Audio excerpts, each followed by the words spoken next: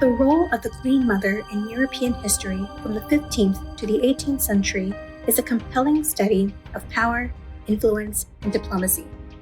These royal matriarchs, often stepping into roles beyond their traditional duties, significantly shape the political, cultural, and religious landscapes of their nations. Whether acting as regents during their children's minority, serving as key advisors, orchestrating dynastic marriages, patronizing the arts, or influencing religious policies, Queen Mothers left an indelible mark on the course of European history. This multifaceted influence underscores their importance, demonstrating how these women navigated and wielded power within the complex frameworks of their respective courts and countries. The role of the Queen Mother in 15th to the 18th century Europe often extended beyond mere ceremonial duties to significant political influence. Queen Mothers frequently acted as regents during the minority of their sons, exercising considerable power and steering the direction of the state. This was especially evident in France with Catherine de' Medici, who ruled as regent for her sons, Charles IX and Henry III, using her position to navigate complex political landscapes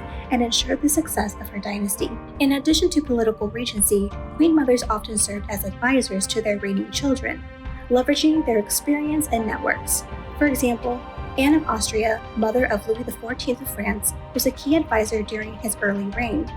Her influence helped stabilize the kingdom during the Fronde, a series of civil wars, demonstrating that Queen Mothers could play pivotal roles in maintaining or restoring order within the realm. Queen Mothers also played vital roles in diplomatic affairs, utilizing marriage alliances to secure political and territorial advantages. They often arranged marriages for their children, thereby forging alliances and fostering peace. Margaret of Austria, who was regent of the Netherlands and aunt to Emperor Charles V, used her position to orchestrate multiple significant marriages that strengthened the Habsburg influence across Europe, showcasing the strategic use of marital diplomacy by Queen Mothers.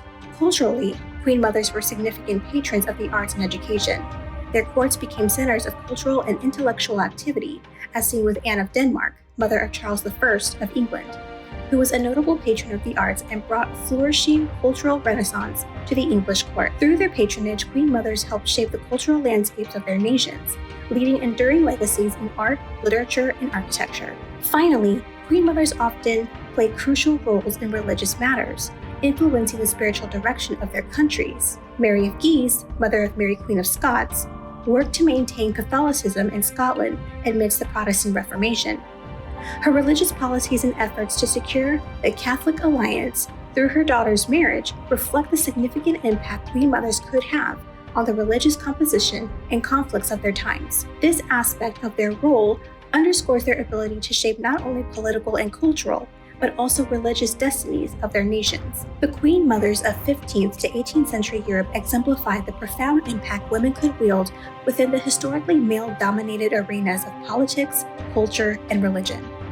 Their roles extended far beyond ceremonial duties, encompassing regency, advisory positions, and diplomatic endeavors, thereby shaping the destinies of nations. Through their strategic marriages, cultural patronage, and religious influence, Queen Mothers navigated the intricate power structures of their time with wisdom and resilience. Their legacies, marked by both overt and subtle exercises of power, underscore their significance in the historical narrative, illustrating how they not only preserved dynastic progression, but also molded the socio-political and cultural fabric of Europe.